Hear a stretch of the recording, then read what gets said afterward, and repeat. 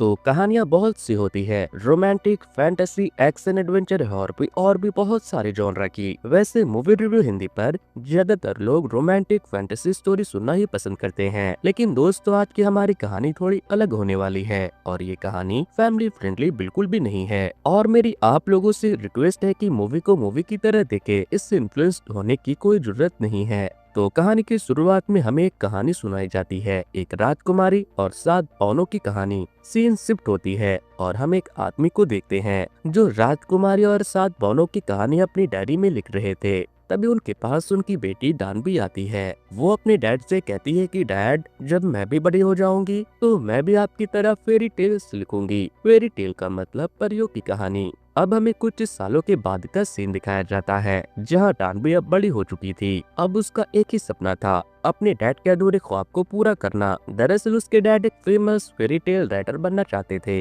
लेकिन नहीं बन पाए और इसी कोशिश में दुनिया छोड़कर चले गए। इसीलिए डानबी अब चाहती थी कि वो एक फेरी टेल राइटर बनकर रहेगी। वैसे डानबी के सर पे फेरी टेल राइटर बनने का भूत इतना सवार था कि अब उसे हेलुसिनेशन भी होने लगा था, क्योंकि वो हर रोज अपने डैड के द्वारा लिखी गई एक famous fairy tale book the book of Thomson के कैरेक्टर से बातें क्या करती थी और उन कैरेक्टर से डानबी को बहुत मोटिवेशन भी मिलता था। लेकिन राइटर बनने की कोशिश में वो अभी तक बेरोजगार बैठी हुई थी। फिर एक दिन मॉम की काफी गालियां खाने के बाद फाइनली उसने आज एक काम देख लिया था, वो भी गवर्नमेंट ऑफिस में। वो तैयार होकर ऑफिस जा रही थी, लेकिन तभी उसे उसके एक फ्रेंड हानियोल का फोन आता है। वो उसे नीचे आने को कहता है। वैसे हानियोल एक बहुत बड़ा पब्लिशर और खुद भी एक फेरी टेल लवर था। वो डानबी को बहुत पसंद भी करता था। वो जब नीचे आती है तो हानियोल उससे कहता है कि गाड़ी की डिक्की में मेरे कुछ सामान रखा है, क्या तुम उसे ले आओगी?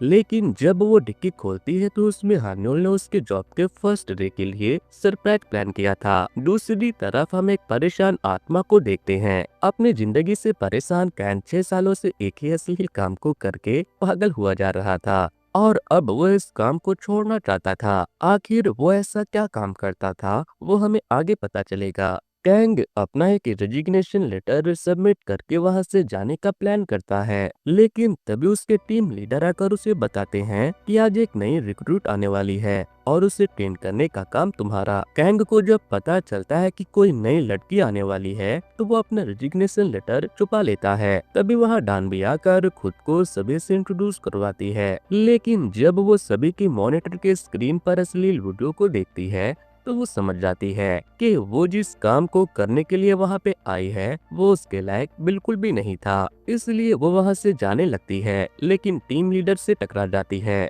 फिर वो टीम लीडर से कहती है कि मैं यहाँ पर गलती से आ गई, मुझे जाने दीजिए। मगर वो कहते हैं कि नहीं, तुम बहुत सही जगह पर आई हो। फिर वो उसे सबसे इंट्रोड्यूस करवाते हैं और सभी से पूछते हैं कि इसे ट्रेनिंग कौन देगा। कैंग हाथ ऊपर करता है और कहता है मैं हूं ना। इसके बाद कैंग उसे अश्लील वीडियो दिखाता है तो वो डर जाती है। फिर वो उसे बताता है कि अगर तुम इसे काम के नजरिए से देखोगी तो ये उतना भी बुरा नहीं है, ये तो रिप्रोडक्शन है, इसके बारे में तुम्हें पता ही होगा। तो दोस्तों यहाँ पर जो काम था वो ये था कि इंटरनेट पे वायरल हो रहे किसी की एमएमएस और सिर्फ वेबसाइट पर मौजूद अश्लील कंटेंट को फाइंड करके उन्हें ब्लॉक करने का था।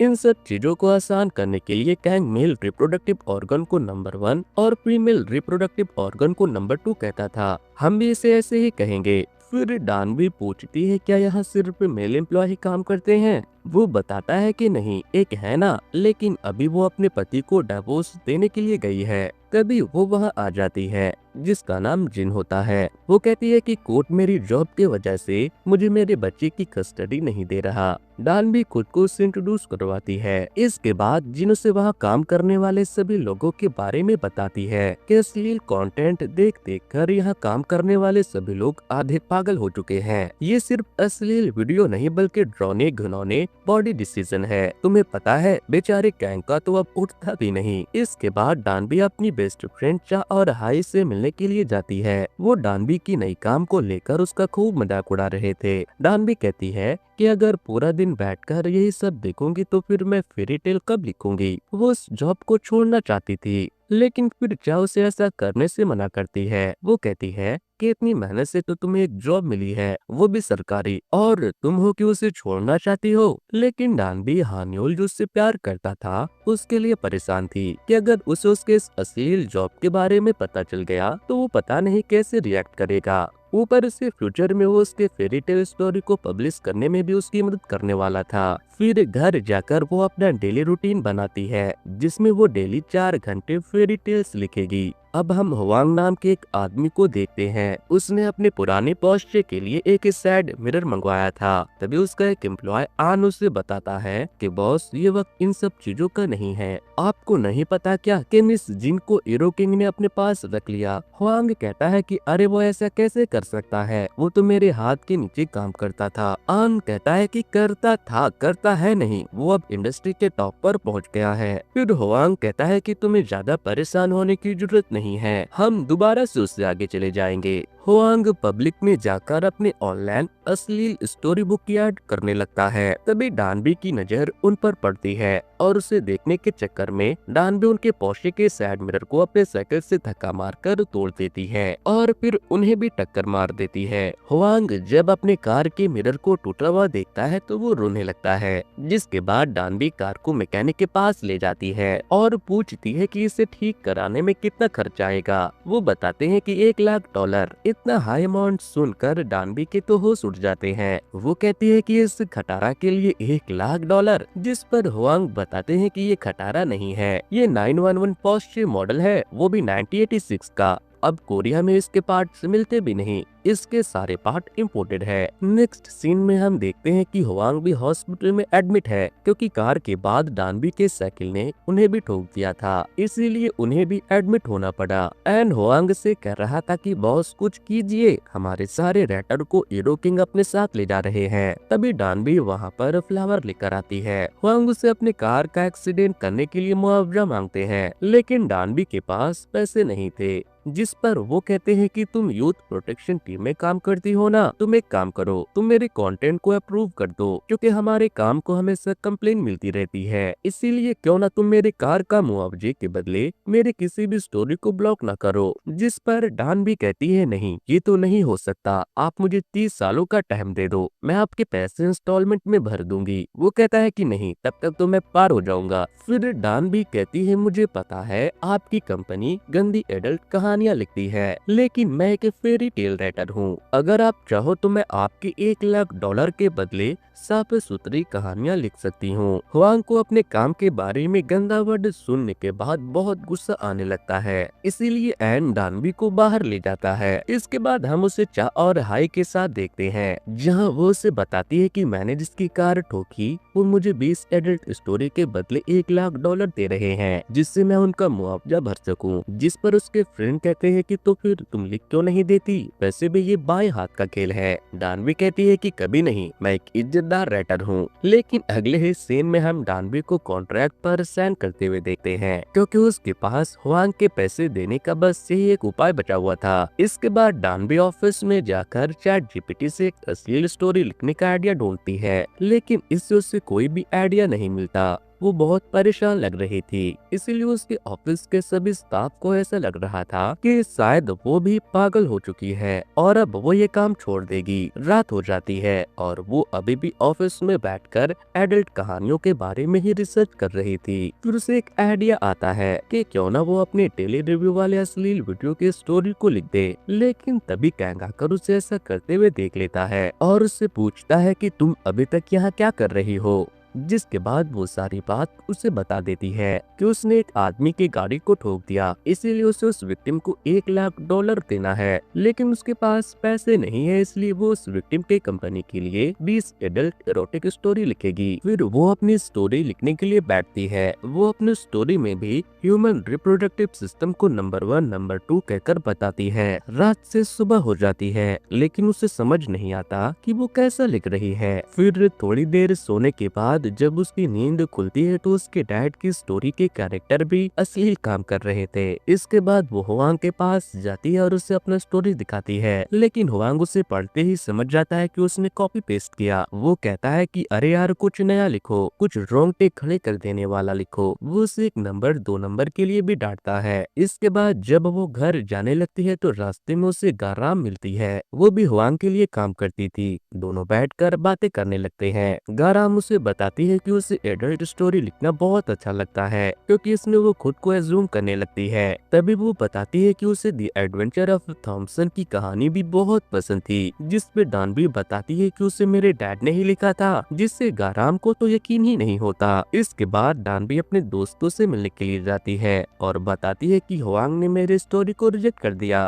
फिर हाई उसे कहती है कि तुम चा की स्टोरी क्यों नहीं लिख देती, इसने तो 100 से ज्यादा लोगों को डेट किया है। डानबी को उसका ये आइडिया बहुत पसंद आता है। वो चा से उसकी स्टोरी बताने की रिक्वेस्ट करती है तो चा बताती है कि जब मैं कॉलेज में थी तो मुझे जेरेक नाम का एक लड़का बहुत पसंद था, लेकिन वो मुझे भाव नहीं देता था। फिर एक दिन जब एलिवेटर में बहुत भीड़ था तो वो बिल्कुल मेरे पास ही खड़ा था। फिर जैसे जैसे लिफ्ट में भीड़ बढ़ने लगी वो मेरे करीब आता गया। मेरी धड़कनें तेज हो रही थी और मुझे दोनों तरफ से मजा आ रहा था। फिर जब वो ऑफिस जाती है तो कैंग से अपनी स्टोरी की रिव्यू देने को कहती है। कैंग जैसे उसे पढ़ता है उसके होश उड़ जाते हैं। इसके बाद दोनों सूजू पीने के लिए जाते हैं। इधर गाराम को एरोकिंग का सीईओ मिलने के लिए आता है। वैसे सूजू पीते पीते डानबी बैकी बैकी और गंदी गंदी बातें करने लगती है, जिससे कैंग एम्बैरेस होकर वहां से चला जाता है। फिर जब वो सोने वाला था तो उसे डानबी की स्टोरी याद आने लगती है, जिससे वो बहुत एक्साइटेड हो जाता है और उल्टे पुल्टे काम करने लगता है। अब अगले दिन जब हुआंग को डानबी की स्टोरी मिलती है तो इस बार उसे वो स्टोरी काफी ठीक ठाक लगती है। तभी उसे मेल आता है कि गाराम ने उसके कंपनी को छोड़कर एरोकिंग की कंपनी को ज्वाइन कर लिया। दूसरी तरफ एरोकिंग गाराम से कहता है कि तुम इतना मेहनत करती हो, लेकिन हुआंग को तुम्हारी कोई कदर ही नहीं। अब से तुम्हारी लाइफ में सब अच्छा होगा। तुमने मेरी तरह उसे छोड़कर बहुत अच्छा किया। फिर वो उसे जिम ले जाता है, जहाँ पहले तो वो उसे जिम करना सिखाता है, लेकिन फिर वो उसके साथ सारे उल्टे सीधे हरकतें करने लगता है, जिसमें गाराम भी उसका साथ देती है। वहीं डान भी फिर से अपने दोस्तों से मिलने के लिए जाती है और चा से उसके किसी दूसरे बॉयफ्रेंड की स्टोरी के बारे में पूछती है। चा बताती है कि एक बार उसने 3 लोगों के साथ एक बार किया था। तभी उसे हाई के बैग में एक न्यू लिपस्टिक दिख जाती है। वो उसे लगाने लगती है तो हाई फौरन उसे रोकने के लिए बढ़ती है, लेकिन इस चक्कर में वो नीचे गिरकर उछलने लगता है, क्योंकि उस लिपस्टिक में वाइब्रेटर लगा हुआ था। फिर चा कहती है कि तुम हाई से क्यों नहीं पूछती, उसने भी थोड़ा बहुत तो प्यार किया ही है। फिर डानबी की रिक्वेस्ट पर हाई उसे बताती है कि जब मेरा बॉयफ्रेंड आर्मी में था तब मैं उससे मिलने के लिए बेताब थी। मैं उससे कॉल पर प्यार भरी बातें किया करती थी, लेकिन फिर मुझसे रहा नहीं गया, इसीलिए मैंने उससे कहा कि मैं तुमसे मिलने के लिए आ रही हूँ। मेरे मिलने आने का सुन के वो इतना बेताब हो गया कि उसने ट्रेनिंग में बहुत अच्छा परफॉर्म किया और उसे एक दिन की छुट्टी भी मिल गई, लेकिन मुझसे रहा नहीं गया और अगले दिन मैं खुद उससे मिलने के लिए पहुँच गई। लेकिन वो मुझसे मिलने के लिए निकल चुका था और वो इतना एक्साइटेड था कि वो रास्ते में गिर गया। वहीं आर्मी कैंटीन में वेट करते करते मुझे मेरा एक्स मिल गया। उसे लगा कि मैं उससे मिलने के लिए आई हूँ। वो मुझे कमरे में लेकर चला गया और फिर हमने प्यार की सारी हदें पार कर दी। वहीं मेरा बॉयफ्रेंड जब मेरे कमरे में पहुंचा तो उसे बस मेरा मसाजर ही मिला। अब जब डानबी ये कहानी कैंग से रिव्यू करवाती है तो एक बार फिर से उसके होश उड़ जाते हैं। इस बार इतने उड़ गए थे कि उससे सीधा चला भी नहीं जा रहा था। फिर जब दोनों एलिवेटर में जाते हैं तो कैंग को डानबी की एलिवेटर वाली स्टोरी याद आने लगती है। इसी बीच हानियोल उसे कॉल भी कर रहा था। भीड़ बहुत था और फोन वाइब्रेट हो रहा था, जिससे कैंग की परेशानी और भी बढ़ रही थी। फिर नेक्स्ट सीन में डानबी हुआंग के पास जाती है। हुआंग को अब उसकी एरोटिक स्टोरी काफी पसंद आने लगी थी। वो उससे पूछता है कि तुमने ये स्टोरीज लिखना कहाँ से सीखा, तो वो बताती है कि मेरे डैड एक फेरी टेल राइटर थे,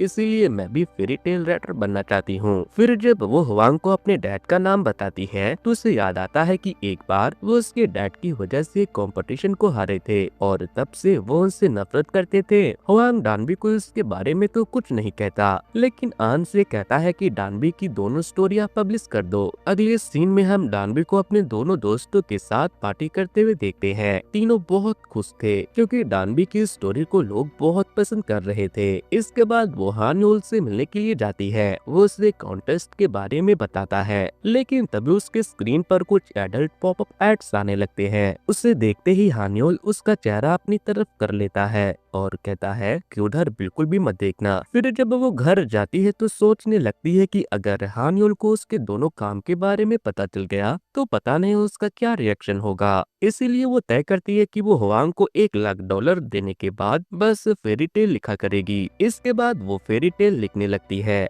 लेकिन वो फेरी टेल में एडल्ट स्टोरी ऐड करने लगती है। उसे लगता है कि ये सब उसके ना सोने की वजह से हुआ है, इसीलिए वो सोने चली जाती है। अब अगले दिन जब वो काम पर जा रही थी तो उसे हर जगह उसे उसके एडल्ट स्टोरी के लिए इंस्पिरेशन मिल रहा था। तभी उसे एरोकिंग मिल जाता है। वो उससे कहता है कि मिस दानवी, मैंने आपकी एरोटिक स्टोरीज पढ़ी, आप तो बहुत अच्छा लिखती हो। मगर वो उसे कुछ खास भाव नहीं देती और वहाँ से अपने काम पर चली जाती है। वो काम करते करते सो जाती है। तभी कैंग उसके लिए लंच लेकर आता है। दोनों बैठकर बातें कर रहे थे। तभी डानबी को उसके कॉन्टेस्ट से कॉल आता है और उसे खूब डांट पड़ती है। दरअसल उसने नींद में होने की वजह से फेरी टेल की जगह एरोटिका की स्टोरी सेंड कर दी थी। जिसके बाद वो भागते हुए कॉन्टेस्ट में जाने के लिए निकल जाती है। बारिश हो रही थी लेकिन वो फिर भी नहीं रुकती। वो उस कॉन्टेस्ट को कंडक्ट करने वाले कंपनी में जाकर उन्हें बताती है कि मैंने वो स्टोरी आपको गलती से सेंड कर दी, लेकिन वो डानबी की बेइज्जती करके उसे वहाँ से भगा देती है। डानबी बहुत रोती है और जाकर सारी बात हानयोल को बताती है कि ये सब गलती से हो गया, लेकिन हानयोल उस पर बहुत चिल्लाता है क्योंकि उसके ही कहने पर डानबी को उस कॉन्टेस्ट में पार्टिसिपेट करने का मौका मिला था। लेकिन अब तो उसने सभी से ये कह दिया कि मैं उससे जानता भी नहीं।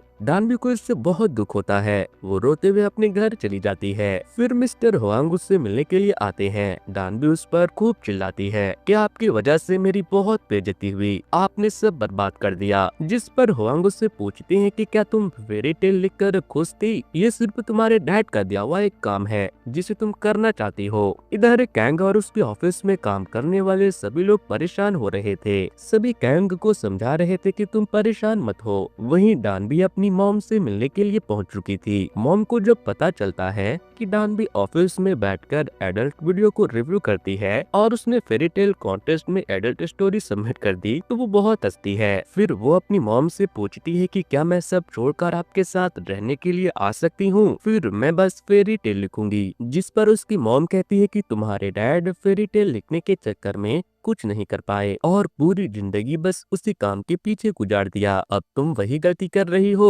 इसके बाद डानबी अपने लिखे गए एडल्ट स्टोरी के कमेंट को पढ़ती है तो उसे बहुत पॉजिटिव रिव्यू मिला हुआ था, जिससे वो बहुत खुश होती है। फिर उसकी मॉम उसे उसके डैड का कुछ सामान देती है जिसमें उन्होंने भी बहुत सारे एडल्ट स्टोरी लिखा था। उसे याद आता है कि उसके डैड ने उससे कहा था कि ये जरूरी नहीं कि तुम भी फेरी टेल्स लिखो, तुम जैसे चाहो अपनी जिंदगी जियो, मैं हमेशा तुम्हारे साथ रहूंगा। फिर नेक्स्ट सीन में हम उसे ऑफिस में देखते हैं। सभी लोग उसे वापस देखकर बहुत खुश थे और सबसे ज्यादा कैंग। इसके बाद वो अपने दोनों दोस्तों से मिलने के लिए जाती है। वह कैंग भी उससे मिलने के लिए आता है। कैंग को देखते ही चा और हाई उससे डानबी को लेकर उल्टे पुल्टे सवाल करने लगती है, जिसके बाद डानबी उसे वहाँ से अपने साथ लेकर चली जाती है। दोनों काफी सारी उल्टी पुल्टी बातें करते हैं और खूब मजे करते हैं। वहीं दूसरी तरफ हम गाराम को देखते हैं। वो रोते बिलखते इरोकिंग के पास आती है और उससे कहती है कि प्लीज उसे डिलीट कर दो। दरअसल उसने वर्कआउट करते हुए जो कुछ भी किया था उसने उसकी स्टोरी बनाकर इंटरनेट पर अपलोड कर दिया। वो उससे रिक्वेस्ट कर रही थी कि प्लीज तुम उसे हटा दो, लेकिन इरोकिंग कहता है कि नहीं। गाराम कहती है कि मैं पुलिस में रिपोर्ट करूंगी, तो वो कहता है कि जाओ कर दो, इसमें तुम्हारी ही बदनामी हो गई। नेक्स्ट सीन में हम इरोकिंग को अपने ऑफिस में देखते हैं। उसने गाराम का इमेज भी बना लिया था। तभी उसकी यादों से हमें पता चलता है कि पहले कभी वो हुआंग के लिए काम किया करता था, लेकिन हुआंग ने उसे काम से निकाल दिया क्योंकि वो लड़कियों के साथ वन नाइट स्टैंड करता और उसकी स्टोरी अपलोड कर देता। इसके बाद वो डानवी को मैसेज करके उसे मिलने के लिए बुलाता है, लेकिन वो उससे भाव नहीं देती